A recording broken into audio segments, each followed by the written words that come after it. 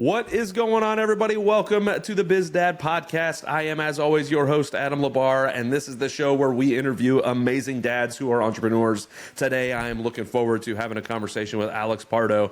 Alex, if you can, please go ahead and introduce yourself, tell us about your family, and tell us about your business. Yeah, Adam, thank you, man. I'm excited for our conversation. I look forward to being on the podcast here. But 45 years old, born and raised in Miami. My wife and I have been married for 12 years, and we have two beautiful, healthy girls, Ariana and Alessia, ages 10 and 8. And look, I've been in business since 2005, and it's ironic, man, because when I graduated from FIU, I started working at General Electric in their financial management program.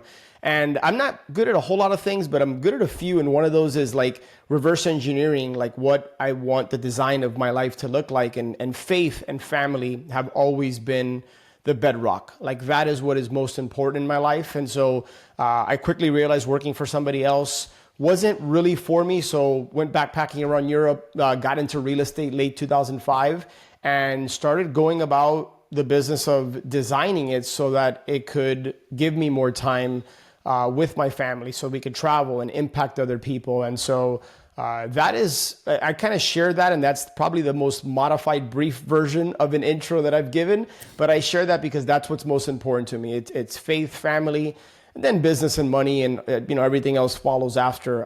But faith, family, and health are at the top of the pillar there. Welcome to the BizDad Podcast, where we dive into the melding of fathership and entrepreneurship with your host, the original BizDad himself, Adam Labar. Adam is a Christian, a former Air Force officer, a dad to 3 amazing kids, a coach, a real estate investor, and a business owner. On this podcast, he'll explore the unique journeys of amazing dads who are striving for greatness in both business and family. So whether you're a dad who is an aspiring entrepreneur, a seasoned business owner, or simply a man striving to be a better dad, get ready as the BizDad brings you conversations to inspire, challenge, and equip you to be a better dad and entrepreneur. And now, here's Adam. I mean, you mentioned faith and family, and those are things that you thought about in 2005 when you started. But so I'm assuming, and I'm going to, tell me if I'm wrong, but I'm going to assume that you always had a plan to get married, have kids.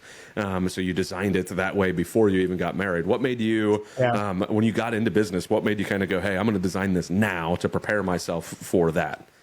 Yeah, I tend to be somebody that thinks ahead a lot. And at times, if I'm being very transparent and honest with you, at times I feel like maybe that isn't the best. We always talk about being as present as possible, like in the moment, not necessarily looking back unless you're drawing from previous experiences and then, but planning ahead. And so, yeah, man, I was so fortunate and blessed. And look, I just came back from a missions trip. Literally, I got in last night from Dominican Republic where I visited families that are very poor financially, but are very rich spiritually and relationally. And so that has always, I feel like I've had that perspective because of the values that my parents instilled in me early on. Family, I come from, my parents are Cuban. I was born in Miami. My sister was as well, but my entire family is from Cuba. And I think because of what they experienced in a communist country and having to come over in the 60s, being able to make it here, starting from scratch. I think that has transferred well into my sister and I. And so family and that dynamic has always just been very, very important to me. So yeah, 25 years old, even though I hadn't met my wife at that time, I wanted kids, but I didn't know if I was gonna be able to have kids. I mean, what's that saying? Like, you make a plan and God laughs. But it was always, that was part of the vision. And that's one thing I learned early on from a mentor is, when you look at somebody's calendar, it's filled with business meetings and all this stuff, but are you intentional about creating time for things outside of business and making money, like faith and family? And so early on from a mentor, I learned the concept of designing a vision for your life and then building the business around that life vision to hopefully support and enhance it. I absolutely love that and can't agree more. And that's one of the reasons I started the podcast is, I was in the military for a long time, seeing a ton of divorces. You can't design your life around anything. The military tells you what your life is, basically, and I saw all these divorces, all these dads who never saw their kids. Even if they weren't divorced, they still never saw their kids because they were deployed here, deployed there. We're spending a year in Iraq or Afghanistan and bouncing around all over, all these places. And once I started having kids, I was like, I can't do this. This life can't, I was gone all the time. And I was like, I need to design something that makes sense. I started investing in real estate, started doing all of that, and it changed my perspective. I wish that I would have caught it as early as you did. It took until I actually started having kids. Even though I knew I wanted to have kids since I was like 13, I didn't know anything about designing a life. I didn't know anything. I didn't have one of those mentors, which is where I strongly encourage everybody listening to A, have a mentor, and B, be a mentor. Like, tell somebody that's in your place last year what they need to do this year to fix so that they don't end up where you were, right? So that they can improve their life. So not only have a mentor, but be a mentor. So what's going on, everybody? I wanted to jump in and take a second to tell you about the awesome team over at Wise VAs. Oftentimes, as entrepreneurs, we can feel a bit overwhelmed with mundane tasks that eat up our valuable time, and it's time to reclaim that schedule. All right. It's time to stop doing some of those $10 an hour jobs and give them back to an elite group of talent that are there specifically to help you and help you stay in your zone of genius. So delegate those $10 an hour tasks to focus on more $1,000 an hour tasks. Reclaim what matters most in your life, which is your time. Get that amazing team of elite remote talent that is there to help support you and make sure that you are giving back the best to your company. So schedule a free strategy call at getwisevas.com/Adam. That is getwisevas.com/Adam. It is an amazing group, an amazing team. They do an awesome job with everything that they've got going on there. If you have some tasks on the side, whether it's administrative, whether it's editing, whether it's recording, whatever it is, they have got an assistant for you, someone who is going to be able to help you out and take some of those tasks off of your plate. I thank Wise VAs every day for helping me process all of these podcasts, helping me take care of a bunch of stuff in the background. And I definitely would recommend them over to you. So again, getwisevas.com/Adam. All right. Thanks a lot. Back to the show. I want to rewind. You mentioned your family being from Cuba. Your parents, my wife is first generation American, born here in Florida as well, but up on the Tampa side, not down on the Miami side. But her mom immigrated from Cuba, ended up going to Spain first, because that's the only way they could get out was to go to Spain first. They hung out in Spain for a year and then moved here to the States. It's been like an absolute joy of mine to be able to learn from them, to hear their story, to understand where they came from, and kind of realize that, like, man, this is such an amazing gift to live in this country and to have the opportunities we have that people just are ignorant of today. So I'd love to rewind a little bit and understand what it was like for you growing up. How did your parents impact your life in helping you understand what it is that we have here, what it is that faith actually truly means? And I'll just let you kind of take it from there. Yeah, look, before I answer that question, and I know I shared this with you before we started recording, but a genuine thank you and appreciation for your service. I'm certain, I would think, you probably hear that a lot, and sometimes it might sound like they're just words, but you just mentioned something that I don't know that I've been conscious enough to really have awareness about. It's that I think about people like you that go out there and fight for our country, and an incredible country that we have freedoms. But I don't think about the sacrifices in terms of family and travel and people that have kids. And so again, man, just thank you for that. But look, my parents, I think my dad was 12 years old. So fortunately for my parents, they weren't one of the ones that had to risk their life by jumping on a raft to cross and try to get over to Florida. They got chosen. And I think it's a God thing. What other way? It's not luck to me. It's God. It's a lottery system. And so they actually got to fly over here, but here's the thing: they were actually supposed to go back, and they never ended up going back, right? Can't imagine why. Yeah, I mean it's pretty obvious, right? And so I still have second and third cousins out there that unfortunately weren't that lucky to come over, and obviously now things are a little bit different. But yeah, I remember just early on, Adam, them sharing with me how it was growing up, where they might not have water for an entire week. And if they did get water, it was going to be for like half an hour a day. And they've shared stories with me of showering with literally a cup when for the little window that they have water for that day. Being assigned a certain amount of crackers or a certain amount of a tiny little piece of protein. And I think early on, it started to give me some perspective about the fact that, hey, I'm not growing up here like my parents. Now, my parents, I'm the first entrepreneur in my family. I grew up very middle class, so I don't have a rags to riches story. I certainly wasn't wealthy, but I certainly wasn't living on a dirt floor in a shack either. So just super, I have an immense amount of gratitude to my family for not just sharing with me their story, providing for my sister and I the way they did with the means that they had, but also putting me in a Baptist school, eventually then a Catholic school, but me strengthening my faith and them making that a priority, even though my parents don't consider themselves religious, pretty inconsistent when it comes to going to church and that type of thing. But I've always had a relationship with God from early on, and I think that's because of their influence. Very good. Yeah, it's I wish,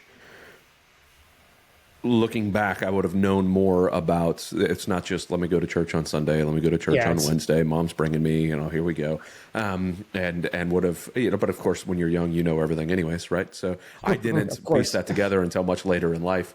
And seeing some more of the atrocities in the world to go, oh no, there probably really is a God here, right? Like there's something else going on here. Not that I ever didn't believe, it was just one of those cursory type of beliefs. Then it was like I've got true faith in the one true God. So I love that that's something that still sticks out to you today, and that you're willing to chat about. So tell me about your dad. What did your dad do growing up? What did he do for work? What did it, like when you look back at him and talk about it? And the reason I almost always ask this question is, some of the guys I talk to, they have never actually analyzed who their dad was, where he came from, because not everybody, especially Americans, look back historically on who their family was, right? It's not very normal for us to go, oh yeah, my great grandfather is this person, or my grandfather is this person. They may know, Grandpa Joe, but they don't really know like who Grandpa was. So I love to ask, like, to understand who your dad was. Do you know, like, what his history was, how he raised you, like, and have you ever analyzed it and thought about it and said, oh, okay, these are the tools he had, these are the tools that I took from him, these are, that sort of stuff. I've never been asked this question on a podcast, and outside of a podcast, it's been many, many years since somebody has asked me about my dad and the influence he's had. So I appreciate the spirit of the question, and I'll just kind of riff here, and I'll speak from the heart. And I'm not even really sure what's going to come out, but I have a good relationship with my father. Always have.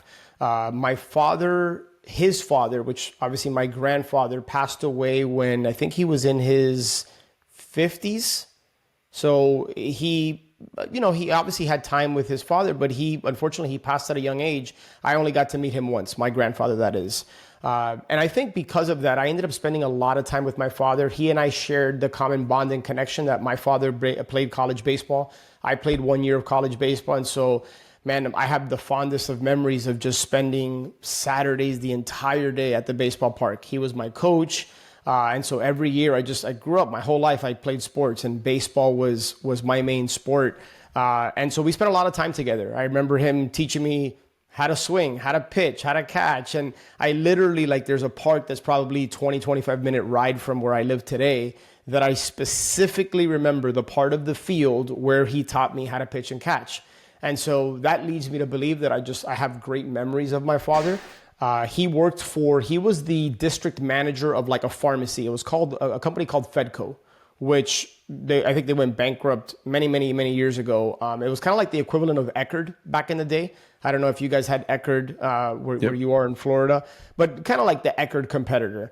And so, he was just a district manager. And so he was involved in managing a bunch of different stores. And sometimes he'd take me to work, and one of the things I think I recognize that this reminds me I should share this with him, because I don't think I have, and it might even be a reflection for me as I'm sharing this with you, Adam, is I saw his work ethic, and I saw what he put into it. My mom also shared that same strong work ethic, and I would think that's where this comes from for me.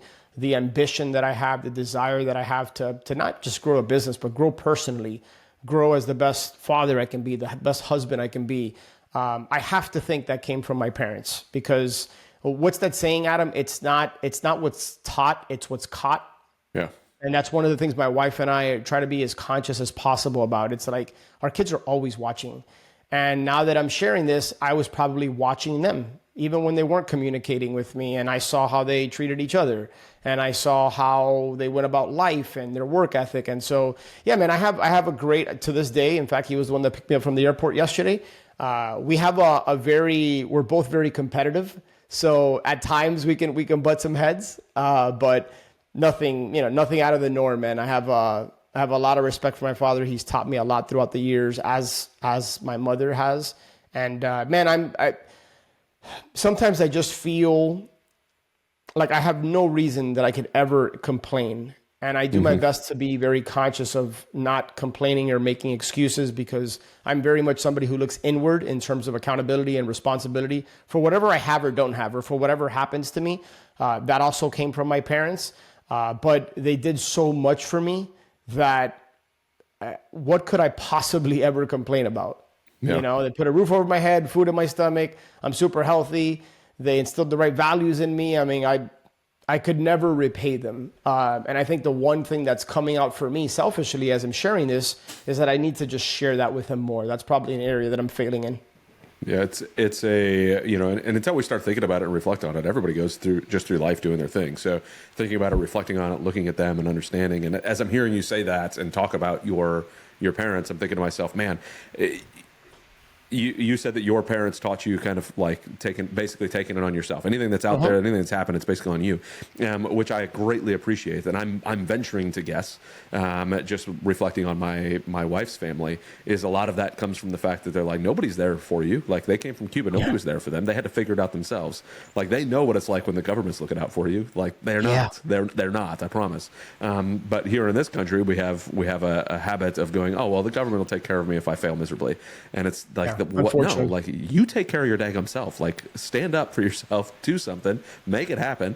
It's, you know, I love that it's one of the reasons I love chatting with, especially Cuban immigrants or families of Cuban immigrants or anywhere from a communist countries, because they realize what it actually means.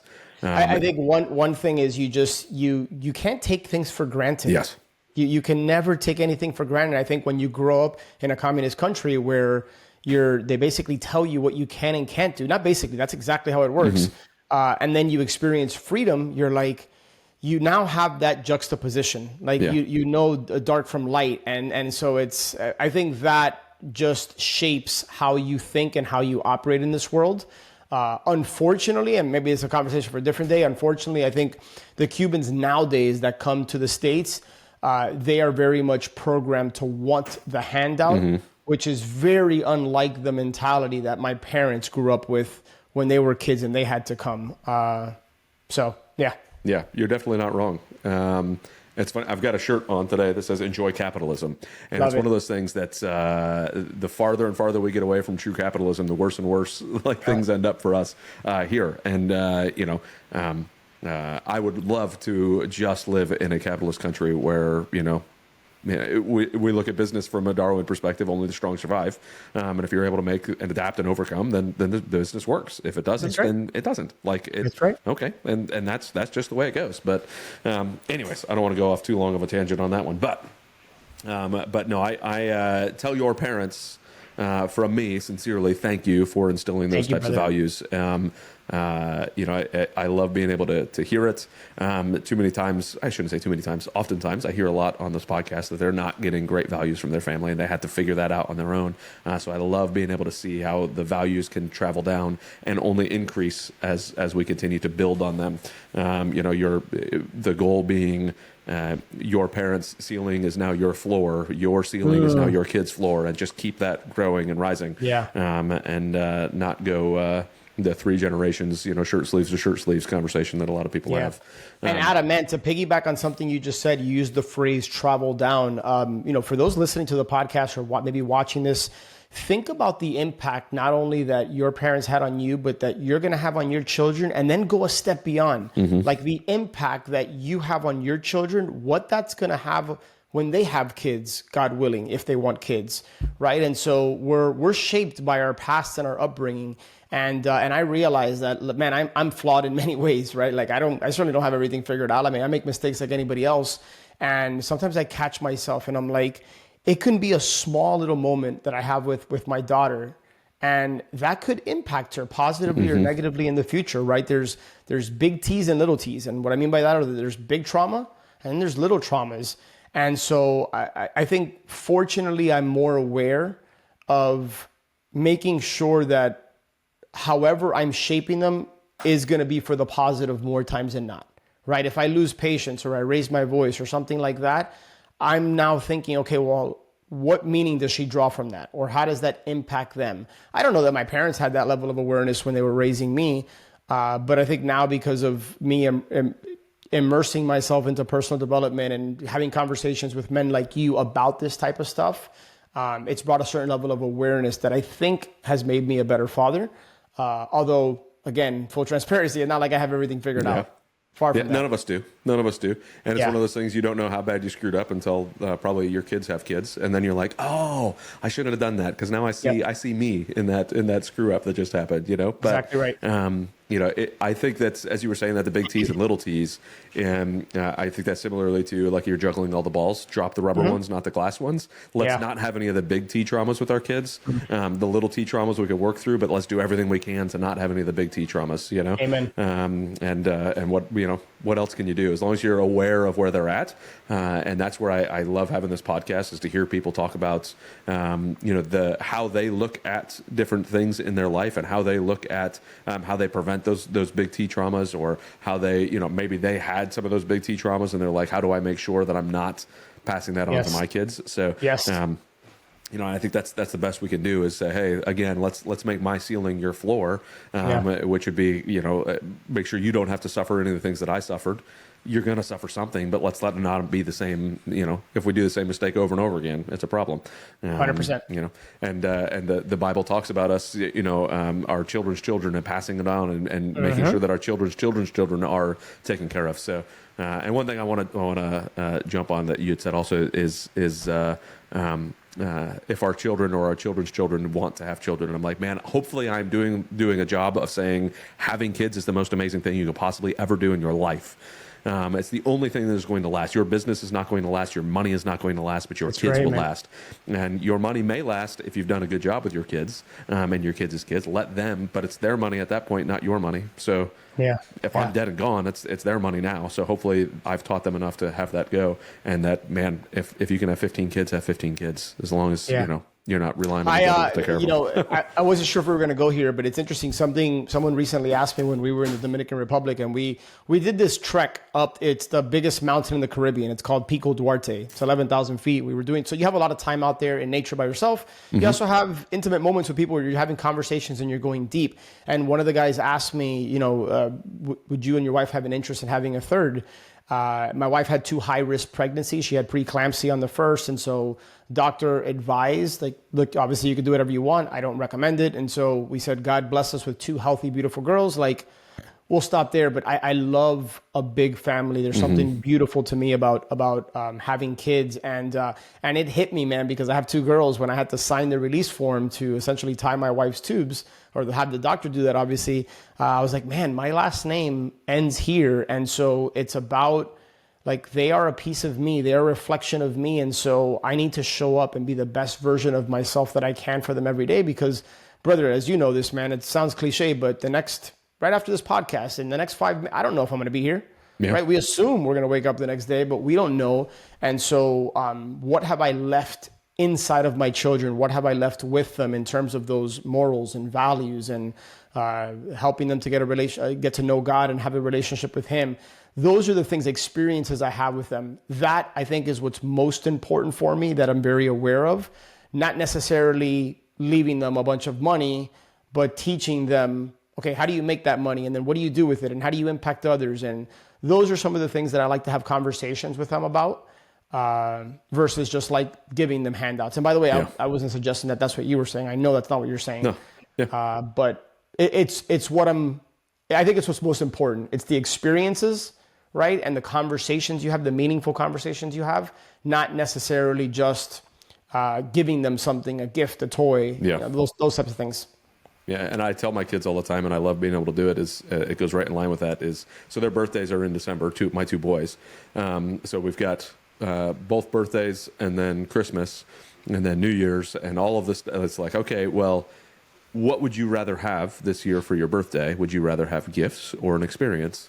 And almost always they want an experience because that is something that lasts so much longer. They're not going to remember the Transformer toy or whatever. It's going to be gone. But that cruise that we took to the Caribbean and they, we got whipped around by the wind in the middle of the sun. They're going to remember that forever. Like 100%. Literally crawling on the third floor of it. Like we were getting kicked off of they're going to remember that forever because what an experience it was. Not great for my mom who was on that cruise. She got really sick because we were rocking, but my kids loved it and it's a great memory. So, and those are the things that if I could have anything, it would be to get rid of all these toys and just do an experience with them all the time because I completely agree.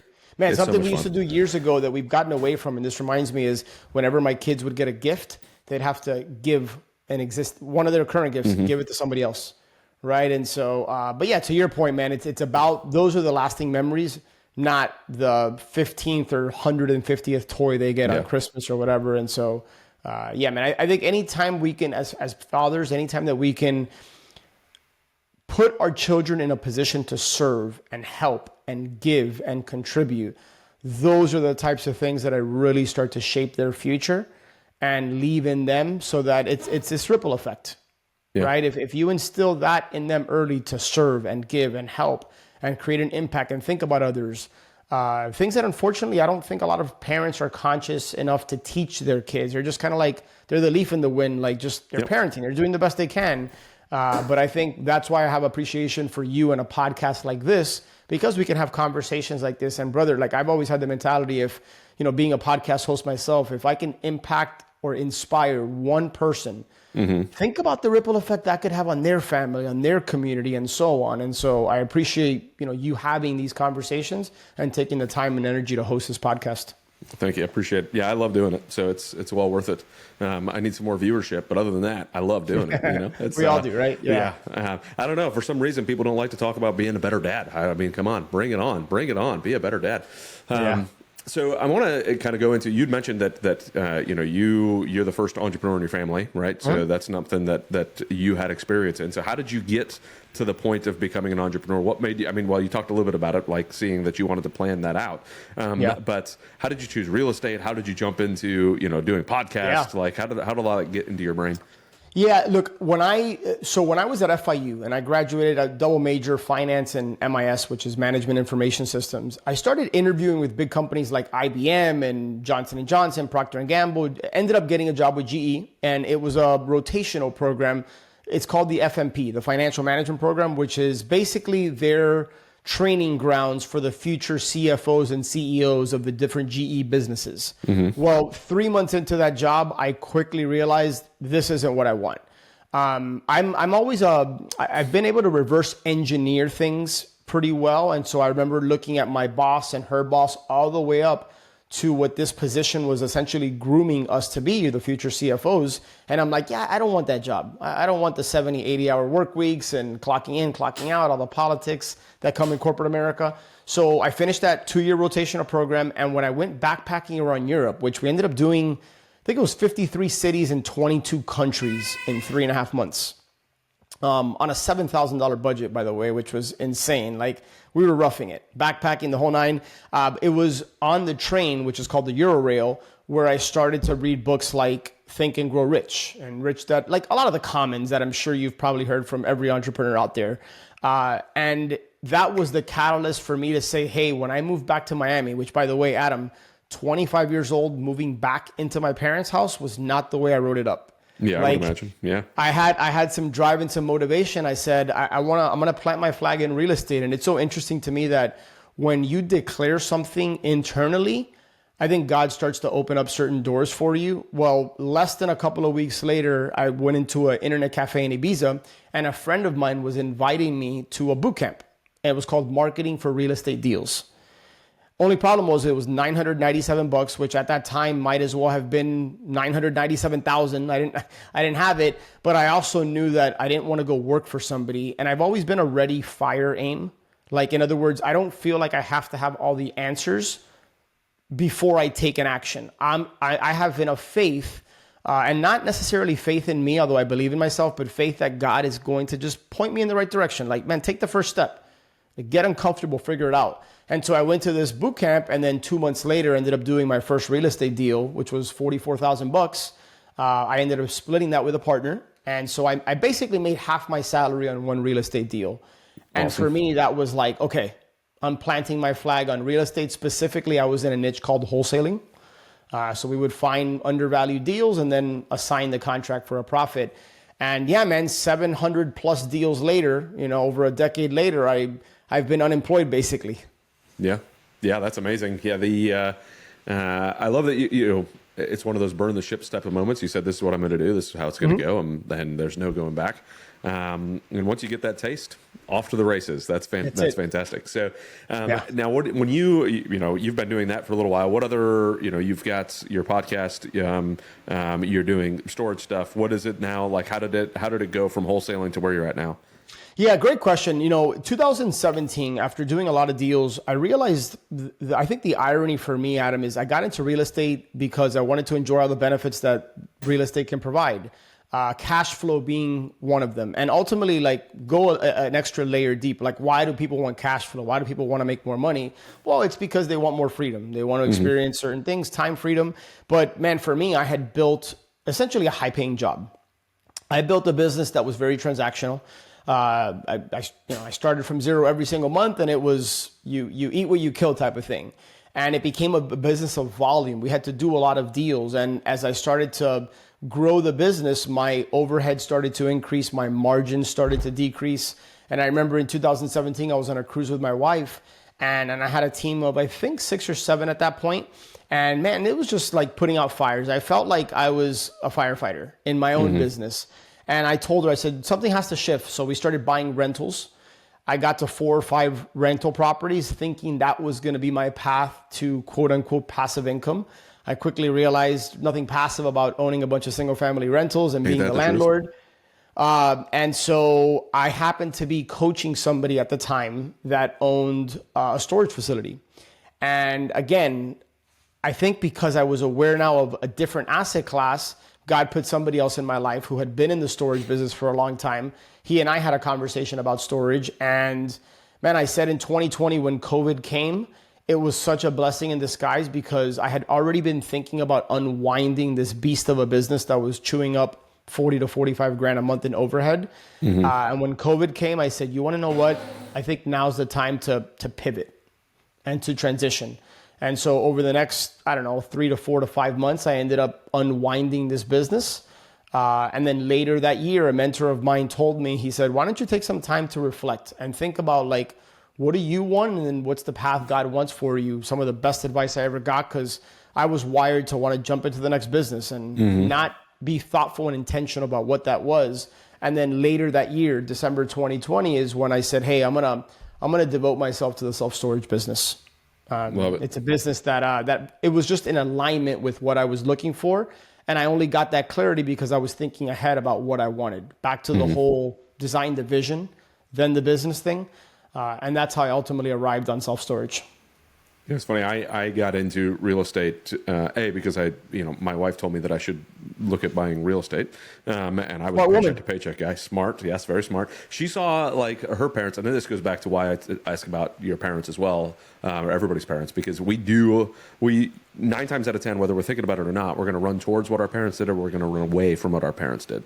And I followed what my parents did. It was paycheck to paycheck for a long time. Didn't really pay attention to what, like, hey, I was in the military. The government gave me a paycheck every 2 weeks, which meant I have 2 weeks to spend this money, and they're going to give me more. So why would I save money? This is no big deal, Never a thought about the future, never a thought about where it goes. But my wife, she saw her abuelita own a couple houses, and her mom and dad own a house, and it brought in extra income for them. And she was like, we should buy real estate. Yeah. And I was like, you're silly. I'm going to go buy stuff in the stock market. Because by this point, I'd understood saving money made sense, because she had a savings account, and I was like, what a novel concept, right? Who saves money? Yeah. Oh, wait, that actually is smart. That's actually a good idea. Wait a second. Yeah. So, and then I started developing a lot more. But I ended up saying, no, I'm going to go buy apartment buildings, because it was like, man, the scale is so much better at apartment buildings. This passive income thing sounds like a great idea. And I was one of the many fooled into this idea that there's such thing as passive income. And I like to remind folks that there's no such thing as passive income. If it is truly passive, then it is truly not under your control. It's a scale, right? If the more passive it is, the less control you have. The more control you have, the less passive it is, right? So you have to understand where you're at on that scale and where your risk tolerance is at. Like, how much control do I want to give somebody else to allow me to be more passive versus how much control do I want to have the control to manage it, right? So, but regardless, it's not passive. But the storage side of the house has always intrigued me because it was like, man, if I like the tenants is so much easier. Like, I just sweep this out and I'm done. Like, what a deal. This is great. Like, that is way easier to find somebody to manage sweeping out a daggum storage unit than it is to find somebody to manage making sure that, you didn't move your stuff out and now I've got to evict you and I've got to do all this stuff. So what was it that triggered in your brain? You talked to that guy, obviously, the guy you were coaching, and he does storage stuff, but it was like, what was it that made you go, this is the active part that I want to do? Yeah, and there was a lot that came out of a couple of conversations I had with him. But the first was, for perspective, at that time I had a team of, I think, 9. And again, I mentioned my overhead was 40 to 45 grand a month. And it was sometimes managing a team, you have personalities and people have emotions and issues, and it became a lot. And I ran a virtual business, essentially. Like, we wouldn't have an office. And so that, I think, can create its own challenges. But he didn't have any employees. At the time, I only had 4 or 5 single family rentals. So that meant 4 or 5 tenants and a bunch of toilets and 4 or 5 roofs. Well, he didn't have employees. He didn't have tenants. He didn't have toilets. He wasn't dealing with a lot of the traditional headaches that a single family real estate investor deals with. And he had scale. At that time, I think he only had 1 storage unit and was generating, I think it was 3-4 grand a month in cash flow, after his debt service. And that was a relatively small facility. And so it really just opened my eyes. And it's interesting, Adam, that I'm talking to a multifamily guy, because I incorrectly assumed that once I graduated from single family, apartments is what makes the most sense. And I started looking at the different commercial asset classes, and I didn't necessarily want a bunch of tenants and a bunch of toilets. I got into wholesaling because I'm not a very good fix and flipper, and I don't really enjoy the rehab part of the game. And so I'm like, man, I really like this thing about storage. And then I started learning that, at least at the time, storage was considered the most recession resistant asset class when you go back and look at what was going on with storage in 2007, 8, and 9, and even before then. And it's a very sticky product. I have now come to learn, because I own several facilities, that when people move into a storage unit, they tend to stay and pay. Because think of the pain of disconnect of moving a bunch of stuff into a 10 by 15 and then having to get it out. And then I learned that typically the cost for a unit, depending on the market, depending on a bunch of different factors, $50 to $350, that is not going to break a lot of people. It's a nuisance expense. It's not $1,500 or $2,000 a month in rent. And so I wanted to get involved in a business that was low headache factor, that could be scalable, where I didn't have to have a big team, and I could run it with technology virtually from anywhere in the world. And so and I already knew real estate, and storage is a business with the benefits of real estate. So it just checked off a lot of boxes for me. And I think whether you're interested in storage or not is not the point of me sharing this, but if you're evaluating a business, write down what's important to you. And then make sure that whatever business you're going to pursue can check as many of those boxes as possible. So those are some of the things, man. I can go on and on about why storage, but those were initially, anyways, Adam, some of the things that really appealed to me. No, I appreciate that. It is it's funny. The first thing, I never bought a single family house for an investment. My very first investment property was a 62 unit apartment. And everybody looked at me and they were like, well, you didn't start with single family? Isn't that what you have to do? And I'm like, no, you don't have to do that. Because I analyzed, to your point, what is it that I want? Where is it that I want to go? I didn't have a plethora of understanding of all the different real estate options out there. I understood some real estate stuff. I knew where I wanted to go. And I said, this is the one that makes sense to me. I'm going to go buy apartments. So that's what I did. And that's what I encourage everybody to do. Don't just, somebody's going to tell you that, a single family house makes more sense because you can understand. And I get that. Mentally, a lot of people can understand owning a single family house easier than they can. Man, people buy apartments. That's mind boggling to some people. Same thing with a large, a 400 storage unit place down the road? Do people own that? Like, that doesn't make sense in people's brain, but they understand a house. But if you step back and truly understand it, what is it that makes sense for you? What business and asset class makes the most sense for the lifestyle that you want? And do the analysis up front. Don't do it after you've already owned a bunch of stuff, like I did, right? I mean, I sort of did it beforehand, but open your aperture up a lot more. Understand where it is you want to go. Understand what the world is going to look like in 10 years.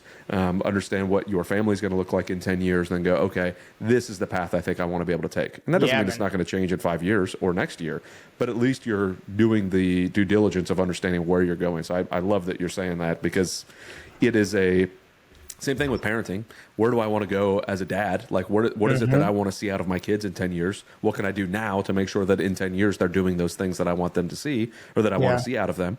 Okay, well, take the time, do it. Don't just be that leaf in the wind you talked about earlier and just get blown around wherever life brings you. I get it that a lot of people, life is just happening to them. It's not happening for them, or it's not happening by them. It's just happening to them. But don't be those people. Step back and realize, okay, I need to make an impact in my life, and I need to make a difference in my life. So I want to ask in that same light, what are the conversations like with your wife when you're talking about this business stuff, when you're talking about raising kids, when you're talking about not being a leaf in the wind? How do you guys make sure that you're aligned in what this future is that you want to bring forth? Well, I'll tell you one thing that has really helped me is there's a lot that has helped my wife and I. And look, and again, in full transparency, there's areas where we can continue to grow and get better. Of course.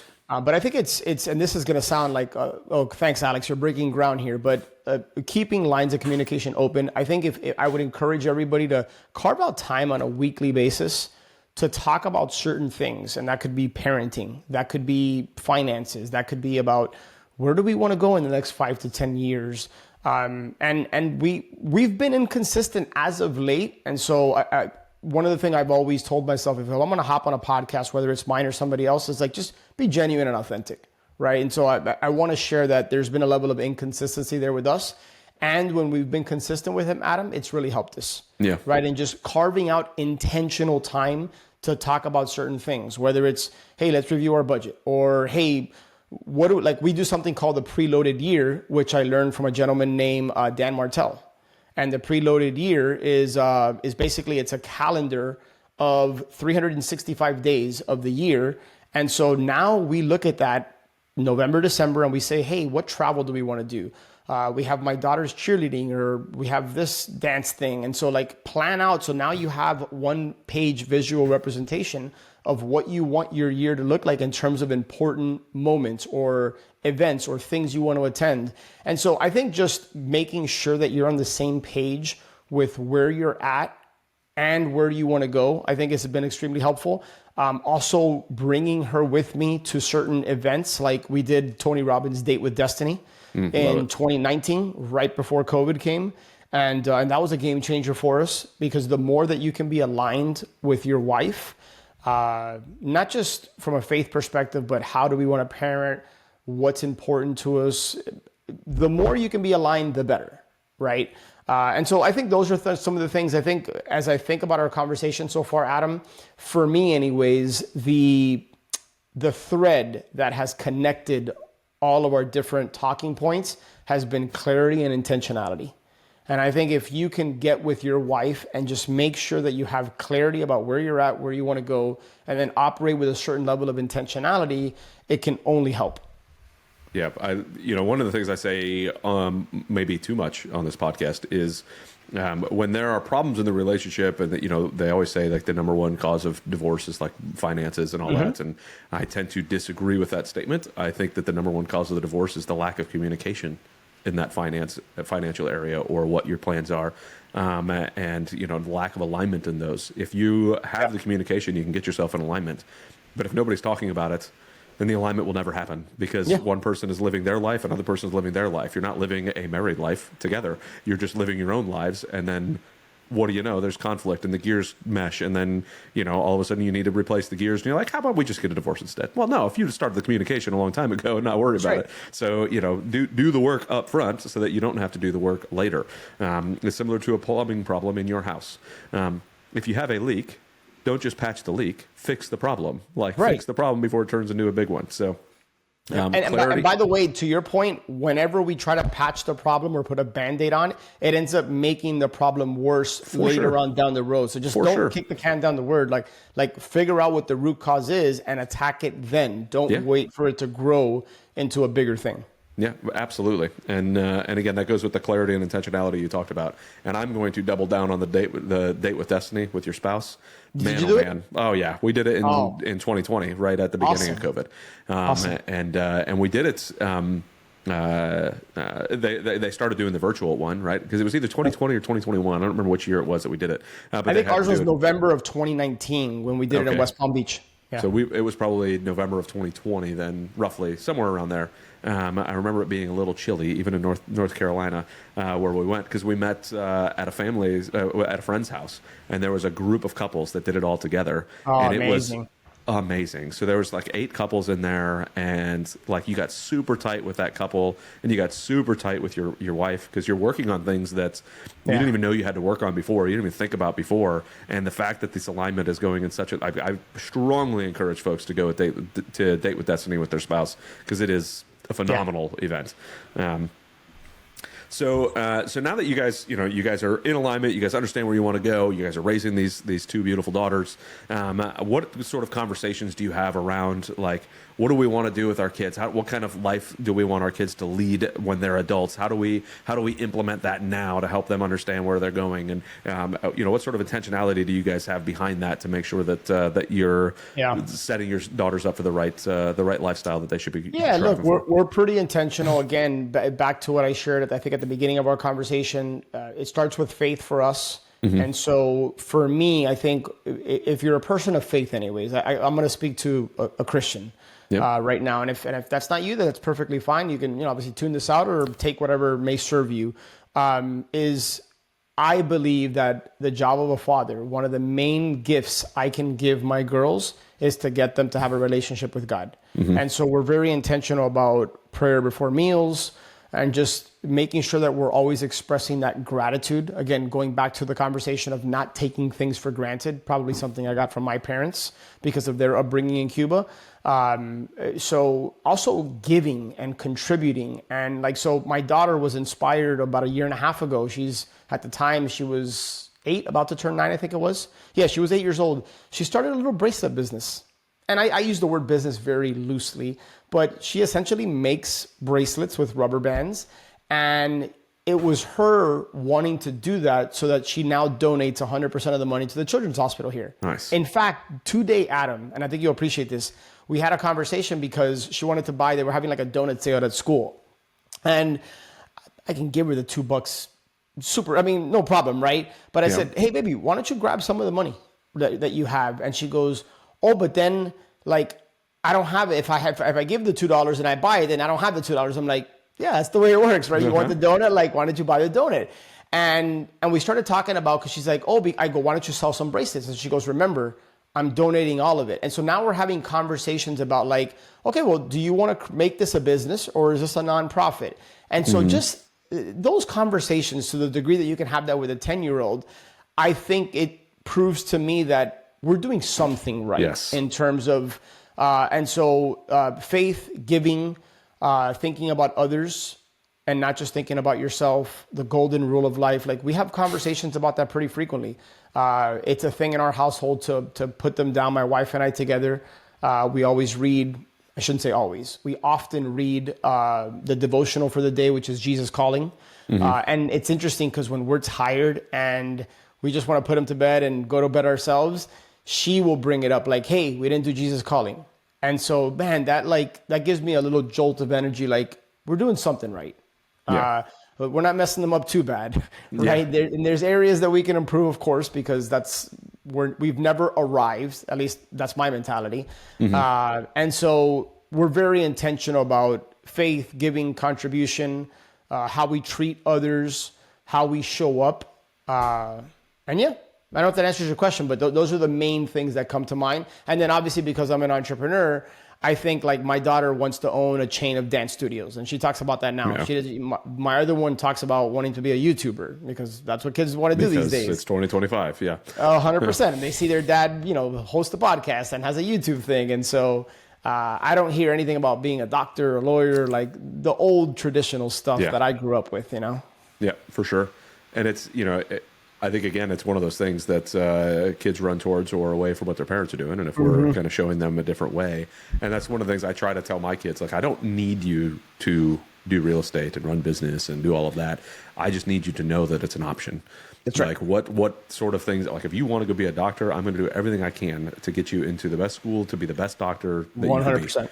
But if you have zero desire to go to college, then I don't care. Like, I don't need you to go to college. Like, it's wherever it makes sense for you to go and that you want to do and that you're passionate about. Because again, you've planned and you've thought about it and you know what your strengths and weaknesses are. If you're not very good at math and science, probably doctor's not going to work out for you. You need to know a little bit about science and be able to do all of that. But I love the so Jesus Calling. Tell me about that. It's a devotional. Is that just what you guys call it, or is that already? That's the name of it? In fact, well, I'm not going to step away to grab it, but yeah, it's just it's a one-page devotional. It's called Jesus Calling by Sarah Young.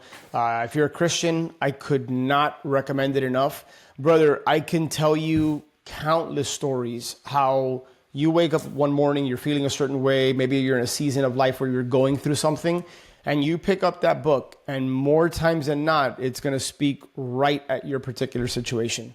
So the book is written, again, the lady's name is Sarah Young, the author. It's written as if God is speaking to you.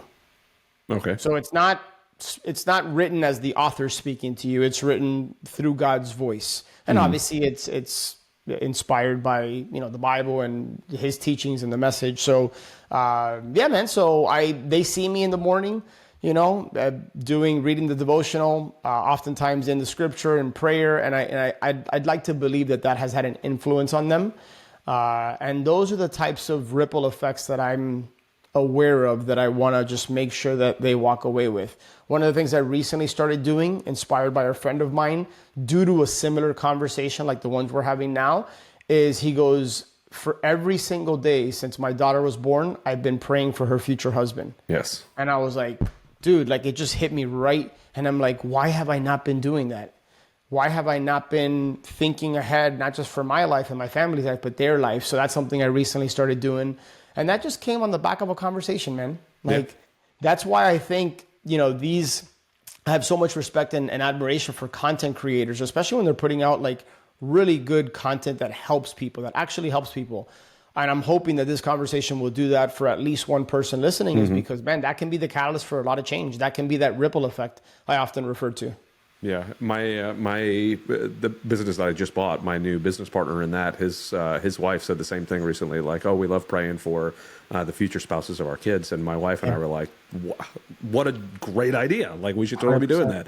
So now we do that even with our sons, like with our daughter as well, right? But she doesn't understand it yet; she's only 2. But with our sons, we're praying for their future wife, and they get to hear that and get to know that like we have an inherent desire for them to have a wonderful, loving relationship with a wonderful, loving spouse who is also faithful and spirit-filled, and we're always here for them no matter what, because one day they are going to leave their father and mother and become one with their spouse. And I want them to lead a family in an amazing way and pray for their kids and spouses as well. So like you said at the beginning, more is caught than taught. So if I can help them catch something and let them learn it and go and implement the same exact thing in their life, wonderful. I would love to be able to see that. That was so powerful for me on that conversation, because I think you're going to agree with me, Adam. Like the person you probably choose not. To spend We the haven't rest of your agreed on life anything with. yet this podcast. So. Yeah, right. But no, man. I mean, look, the person you're going to choose to spend the rest of your life with has got to be one of the most important decisions you're ever going to make. Yes. Top 1 or 2.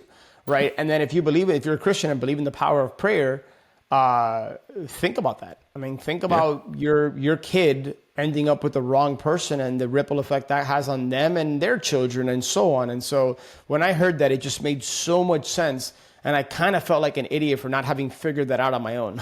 But anyway, so that's something we're now doing.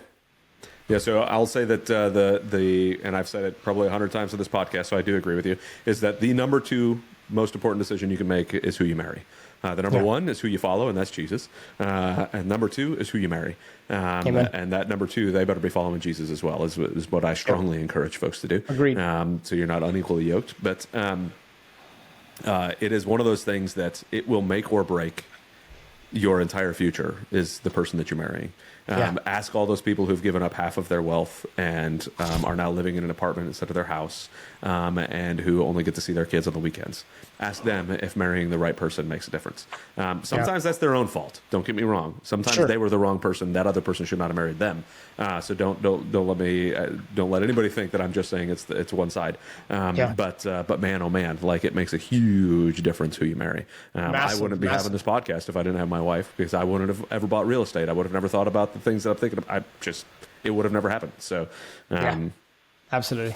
So now, as you are raising these little girls, and you have already mentioned that one of them is kind of wanting to do a business, perhaps a nonprofit, which is what it is right now. How much implementation do you try to bring into having them see your business, having them see how you run things, having them understand what it is that Dad really does? Yeah, it's a good question.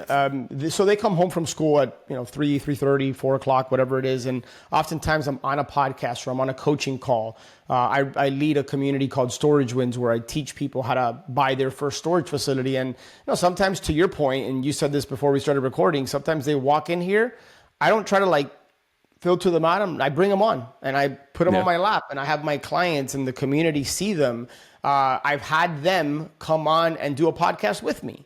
I've done that a few times. Now, it's been a couple of years since I've done that. But I think the more that we can open our business, our doors, our lives, what we do to our children, the better, right? Mm-hmm. I like quiet time, alone time with my wife. I want the girls to know, hey, mommy and daddy need their alone time as well. I want them to see us going out on date nights and having it on the calendar. And I think, again, back to that word intentionality, if you operate with a certain level of intentionality and then you just share with them your life, your business, and you open those doors, those are the types of things that I think can really impact them positively in the future. And so when it comes to business, I try to share with them as much as possible. My 8-year-old still quite doesn't understand the whole storage thing. Yeah. But yeah, I share with them, hey, daddy has these buildings and people pay money to rent space. And obviously I break it down for them in a way that I think they can understand it easier. Yeah. I'm not talking to them about cap rates or occupancy reports or anything like that. But yeah, so I could probably do a better job of bringing them more in. But yeah, I try to be very open about everything I'm doing and sharing with them why I'm doing it. Yeah. And I think there's levels to bringing them in, right? I mean, you have a 10 and an 8-year-old, so give it time on various different things. So my 10-year-old knows a little bit more about the business than my 6-year-old does. My 2-year-old is still slacking. She doesn't get involved as much as she did. She's 2. Well, come on, step it up. What you doing, man? Come on. I know. Come on. You're a LeBar. Make it happen. So I want to kind of shift a little bit, just because I'd love to hear your perspective on this. I'm not sure I've ever asked this question on the podcast, but as you talked about, praying for your daughter's spouses, like their future husbands. So when it comes to that time, what is your thought process on, what is it that you as the dad is going to require of these men? Because it's on us to hand our daughters over to these men. So what is it that you are going to be requiring of this potential future husband? What are your thoughts on who that guy has to be to meet the right bar to take your daughter's hand? Before I answer that question, and I think it's a great one, and I don't think anybody's ever asked me that, are you asking in terms of what I'm going to require from that specific individual that my daughter's chosen, or what I'd want her to, because I think it's kind of a nuanced question. Are you asking what I desire for my daughter in terms of a future man and what I'm going to want to see from that particular individual? So I think the way I asked it, it's almost too leading. So let me adjust how I ask it, because your response is perfect to help me understand that I led too much, I think. I'll say with me personally, I have changed a lot. Like when I first got married to my wife, she told me about a friend of ours, this couple, She was friends with the woman. I got introduced to the man, police officer, great friend of mine now. But the friend, her dad, had told my friend, like, no, like, you're not ready to marry my daughter yet. You need to do X, Y, and Z before I'll allow you to do that. You need to finish your college. You need to have a good job. I need to know that you're financially responsible, all these things. And I thought how horrible that was. I was like, what in the world? Nobody's going to come at me and tell me that I'm not, like, you know, I'm not good enough to marry their, like, and part of that was because I hadn't had a degree yet when I married my wife. I had left the military. I was in college. And so part of that almost felt like a slight on me. But now as a dad, I look at it and go, no, like, I need to be watchful over my daughter, especially. Like, my boys are my boys, and I need to make sure that they're good, strong men before they leave my house. As long as they're under my house, they follow, you know, my lead. But once they're on their own, they're on their own. But my daughter is a slightly different world, right? So I now have a different perspective on what I'm going to require of a man to come in. It's not, yes, it is my daughter's choice. I don't want anybody to hear that it's not my, like, I'm not going to choose my daughter's husband. But there are certain things that I'm going to say, hey, when you're finding a man, these are the things they should have. Yeah. And if the man doesn't come and ask for my hand, that's a problem. Doesn't ask for her hand, I should say. That's a problem. Yeah, I got you. And when he does come, I'm going to ask him those certain questions. So I'm saying all that to set up the stage. What are your thoughts on your daughter's future husbands? First thing I think about is, where is the person's faith? Because I think you touched on this 5-10 minutes ago. I think it is a recipe for disaster to marry somebody that doesn't share your faith, whatever that might be. I mean, I think you're setting yourself up for a lot of potential issues down the road.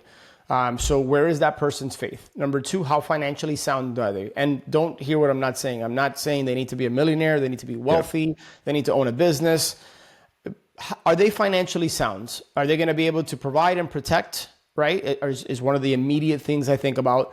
How does that person treat others when others aren't looking, right? And so I'm very observant. And so not just how do they treat my daughter, which sounds very obvious, but like, how do they treat others? When we go to a restaurant, are they saying please and thank you? Do they pull out the chair? Like, little things like that might not seem like a big thing, but I think they can be very revealing. And so I'd be very observant. I would want to bring them into my household and make sure that I'm not having surface level conversations with them, but I'm getting inside their mind, and I want to know how they think. I want to know about their family, parents, their upbringing, because that, back to our, you know, what we talked about earlier, that's going to have an impact on how that particular guy thinks. What's his past? Where has he, like, ask him hard questions. Hey, where do you feel like you're falling short? Where have you messed up? And am I getting a PC interview type answer, or am I getting the real and the authentic? And then how does he make her feel at the end of the day? You know, how is she? Is she able to be herself? Or is she changing in order to comply because of whatever, right? So I think I'm going to have those difficult conversations before. It's not just, if somebody asks for my daughter's hand in marriage, it's not just, hey, I like you, yeah, sure. Yeah. No, I need to make sure that I could see that person as a son-in-law, and that I believe that that's the man who's meant to lead my daughter's household. If that makes sense. No, it makes perfect sense. And, you know, and that's how I try to look at it with my sons as well. Like, are you going to be a strong leader in your house? I need to teach you how to do that. You know, it's funny, recently I've been hearing this a little bit more, but, you know, the Bible talks about the wife being the helper of the husband. And when you look back at the language that it uses, the only other time, it's used multiple times, that word helper, it's used multiple times, and every time it is God helping us. Yes. Like, it is not, so when people hear helper, oftentimes they think, oh yeah, your wife is your assistant. That's what you believe as a Christian. No. My wife is the strongest person I have in my life personally, like, and needs to be right there by my side all the time, and has that same word helper that is used by, like, for God in my life. And so how am I raising my daughters to be that helper for her future husband as well? And, you know, I hope that I just am a good example for what it looks like to be a strong husband, a strong leader, and that I'm giving that example to both my sons and my daughter. But man, a friend of mine told me recently, he's like, you know, your daughter's probably going to marry somebody like you, or somebody that, you know, that And that makes sense because, I mean, we are the first man, at least hopefully, right? In most cases, the first man that they see and kiss and hug and love, and that gets, so am I, and it's actually, it's a reflection point for me to think like, man, am I showing up as the best version of myself? Would I want my daughter to marry somebody like me in the future?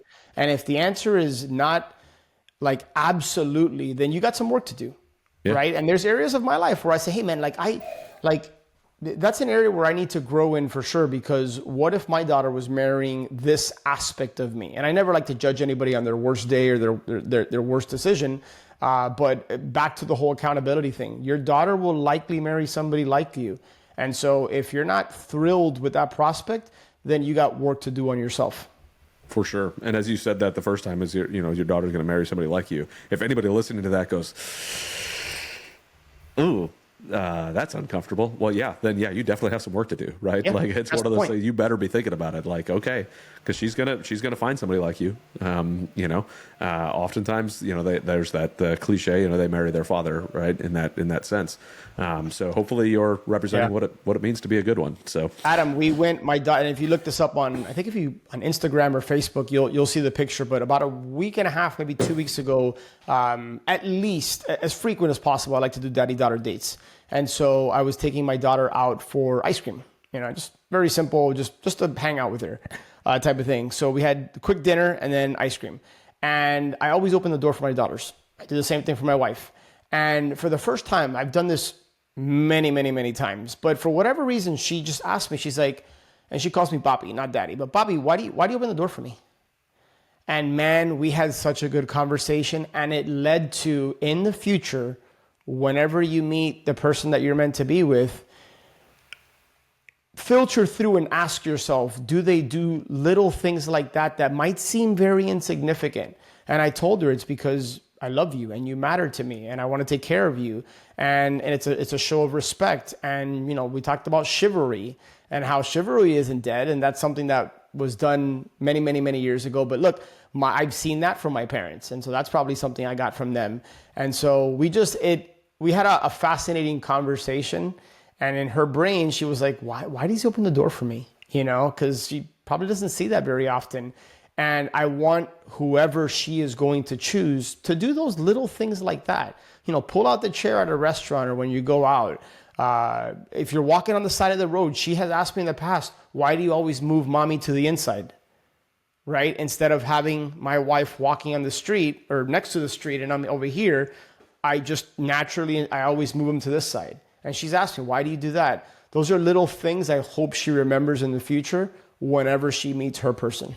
For sure. Absolutely. And it's just one of those things, knowing that you're putting them above you. Like they deserve that spot to be above you, taken care of, respected. On the pedestal. On the pedestal. Like you are leading them, right? And you're leading them well.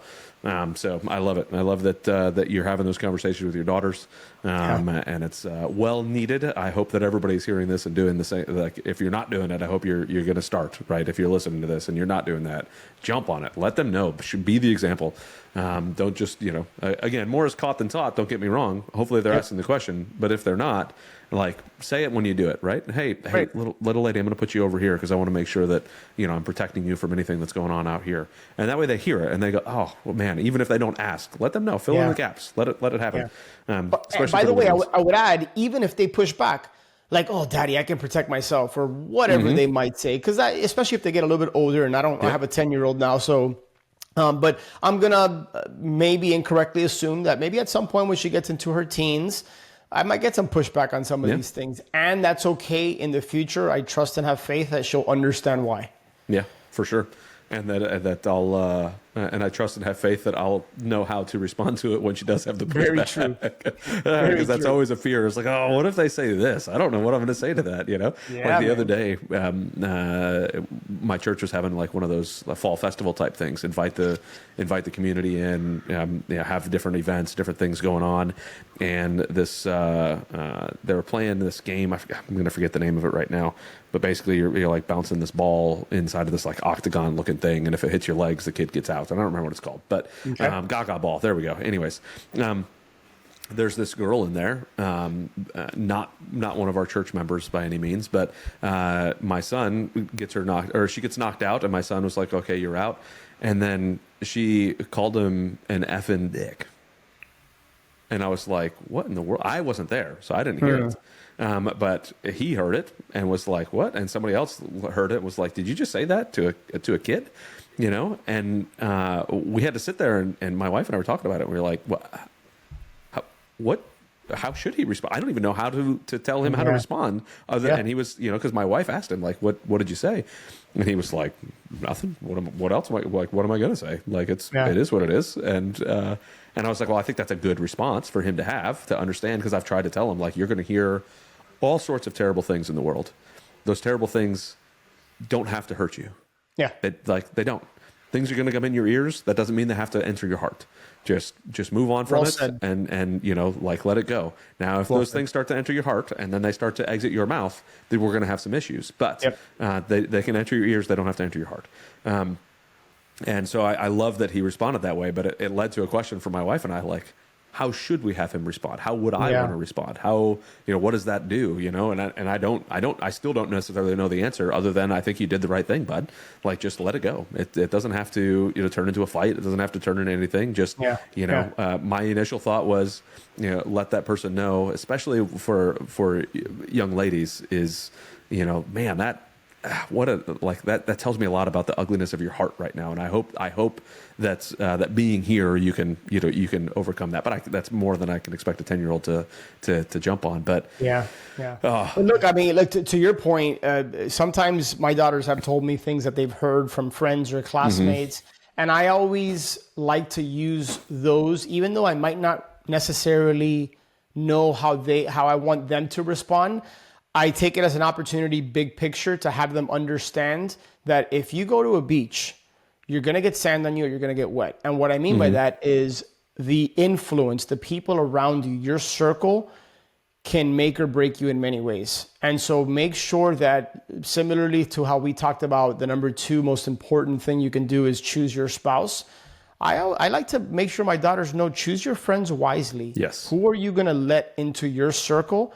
Because it is going to have an influence on you one way or the other, right? There's only but so much resistance and willpower. If you hang out with a bunch of people that just don't share your values, your morals, or not aligned with you ethically, I don't care how strong you are in that department, it's going to seep through in some way, shape, or form.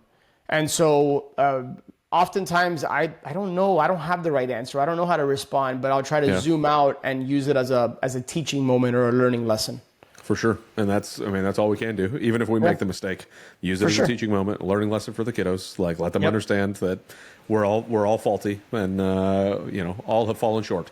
So, so now as you're growing this business, where are you trying to bring it now, right? You're doing coaching, you're doing storage yourself, you're doing your podcast. Where are you trying to grow this to? What are you trying to build at the moment? Yeah, this is you don't understand, like, how the timing of your question. Because what's been on my heart lately is how do I bring God more into this business? How do I use this as a business to share his message more, to bring him closer to God? And by the way, Adam, man, I hope this is your podcast, man, but there's been a lot of talk about faith. And so I hope that's okay. I'm just sharing with you, like, what's on my heart, brother. Like, So I had a coaching client who came into our community August 4th. September 5th, 31 days later, he went under contract on his first storage facility. It happened to be, sounds very convenient, it was $1 million. And I asked him, I said, hey, Jeremy, can I interview you on our upcoming coaching call? Because I want the community to hear, like, that. By the way, that's not super common. In fact, in our marketing, I tell people 6 to 12 months, which I've had coaches and mentors tell me, like, that sounds like a long time frame. Why don't you shorten that up? It's like, it's a storage facility. It's a business. It's not going to happen overnight. Like, this guy went under contract in 31 days, which is an anomaly. But the point of the story is, I asked him, I said, hey, Jeremy, are you willing to share this? Let me just interview them. I think it would inspire people, it would help people. And his response to me was, I'd be happy to do it if you allow me to give the glory to God. And it was such an inspiration, because I had been thinking about this for, I don't know, maybe 4, 5, 6 months. Like, I view myself as a steward. In other words, it's not my money, it's not my business, it's his business. And I remember my mentor, who I still work with to this day, he asked me about a year or so ago, he said, hey, Alex, do you ask God, do you bring him into decisions in your business? Do you view him as the CEO of your business or as your business partner? And I instinctively said yes. But when I got off that coaching call, I was like, that was BS. Like, I said yes, but do my actions reflect that? And I have been in a season where it hasn't been flowing like it once was, right? It's at times it's been a little bit more challenging. I've been met with more resistance in certain aspects of the business. And I know I'm doing good work and impacting people and helping people in this business. But am I viewing it as my business? And I think I have been. I haven't been, again, because I'm ready, fire, aim. If it's aligned with my goals, if it aligns with the vision, I jump, I take action. And I think what I've been hearing lately is, dude, slow down. Like, you might need to surrender and give up a few things versus chasing all these different things. Like, I'll give you marketing as an example. Too many marketing channels I'm involved in now versus focusing on one or two platforms and really doubling down, getting as good as possible on a few things. And so I've been feeling a little bit more scattered, feeling like I need to slow down. And as a result of that, I think what's been on my heart is, how do I bring God, how do I really make him the CEO? Where this is his business, where I'm using this business as a platform, not just for commerce, not just to make money, because it's a business that needs to make money, but also to share his message and to spread him. So that's been on my heart a lot lately. In all honesty, I got more questions than answers, but I have faith that it'll get figured out. Yeah, I think the fact that you're thinking about it is going to help it get figured out, right? Because if you're not thinking about it, it's not going to happen. So being around people that are going to challenge that and help you kind of guide through that. As you were saying that, I thought to myself, man, like the same thing with this new business I just bought, right? So it's one of those things, you know, I need to thank God for every customer that walks through the front door, for every employee that comes to work, you know, that this is God's work, not mine. You know, has he given me some knowledge, skills, and abilities to be able to do some of this stuff? Yes, of course. But again, he's the one who gave it to me, right? I need to be a good steward of those skills, just as I am a good steward of the money. You know, be a good steward of, and I love the parable of the talents, because it's, you know, a talent is the form of money, but in our language, talents obviously means something else as well. So if we could think about it and be like, no, like we need to be using our talents in a way that is you know, bringing glory to God. So you know, good on your client for saying, hey, like, as long as I give the glory to God, you know, and not to Alex, right? It's not Alex that made me do this. Yes, it's Alex who God put in my life to help teach me and guide me. And that'd be one of those things probably in your coaching, like, hey, you know, God has provided me with an amazing ability to run business, coach people, be a good mentor, and I want to steward that well by teaching you guys how to do this. Like, phenomenal job on your part to be able to say that and be able to build that up. So thank you, man. And I think because what I would encourage people to do is, no matter what you do, if you're in whatever business you're in, or if you have a job or whatever, it's like, ask yourself, like, hey man, how can I show up as the best version of myself and share the message, or share something that has been, you said something that was so powerful, and I wholeheartedly agree with you. You said something about having a mentor and being a mentor. I've always viewed myself as a funnel.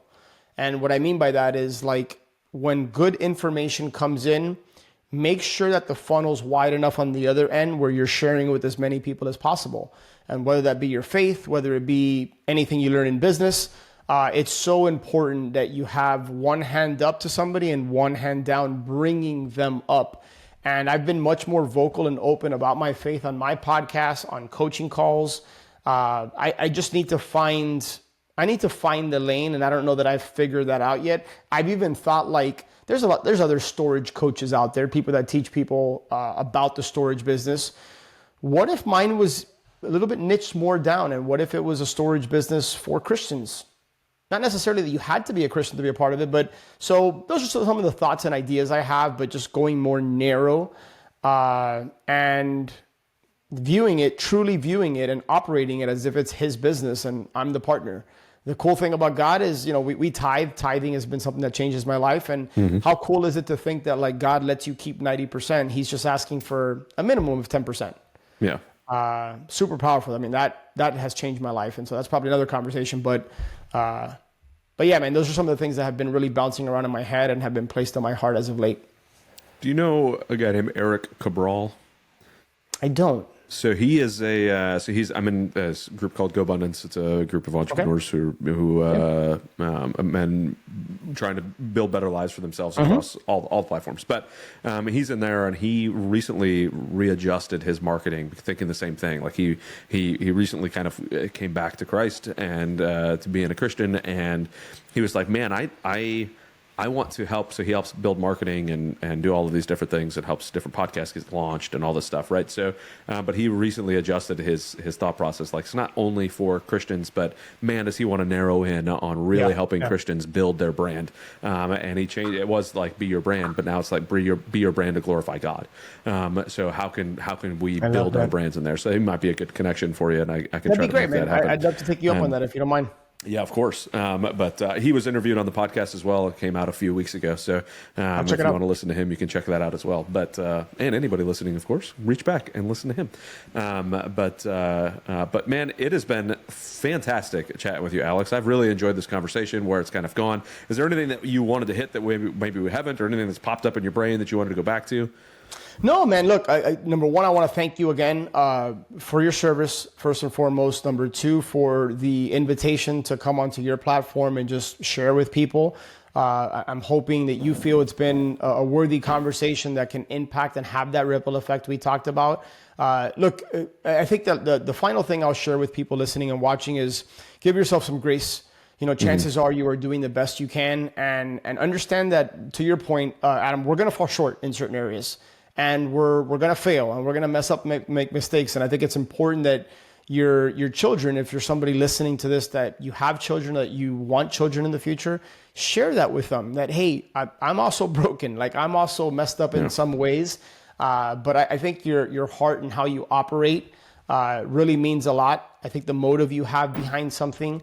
And so give yourself some grace, because you might be going through a season of life or business where you're struggling. And that could be financially, relationally, whatever the case might be. I'm hoping that our conversation, if you're somebody who maybe you had faith, but you've lost it, maybe this gets you plugged back into that. Because for me, that's the source. When you go back to the well, you plug into the source, which is Jesus Christ, and things just tend to get a little better. And in many cases, a lot better.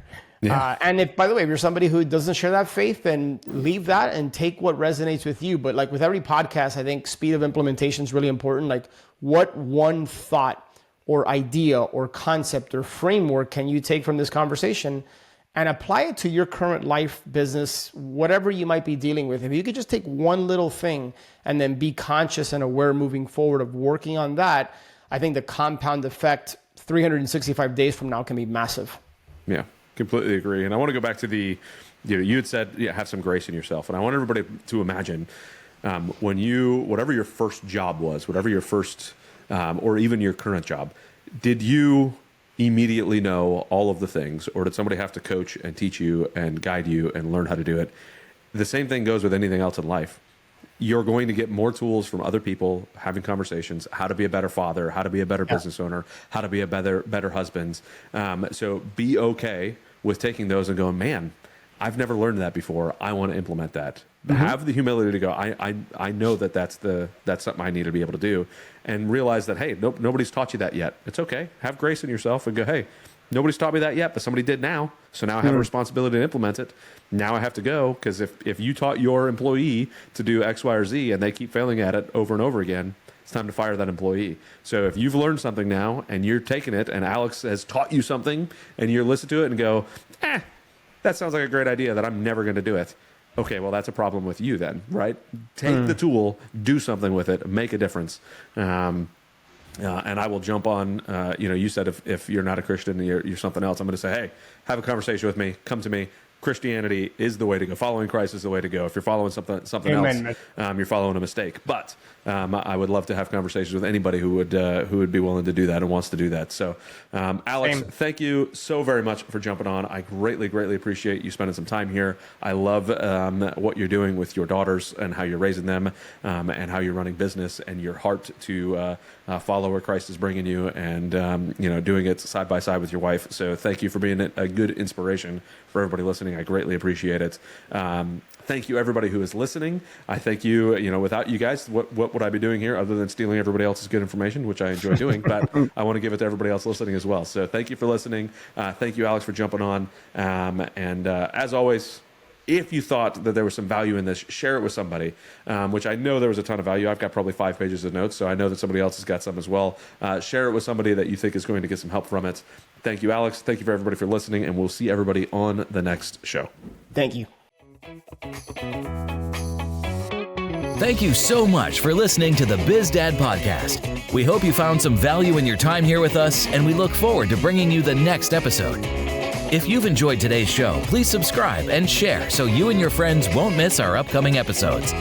Connect with us on Facebook, Instagram, LinkedIn, Twitter, and Rumble, where we continue these discussions and share more valuable content. Be the dad you know you need to be and run your business in a way you're proud to share with your kids. Keep crushing it.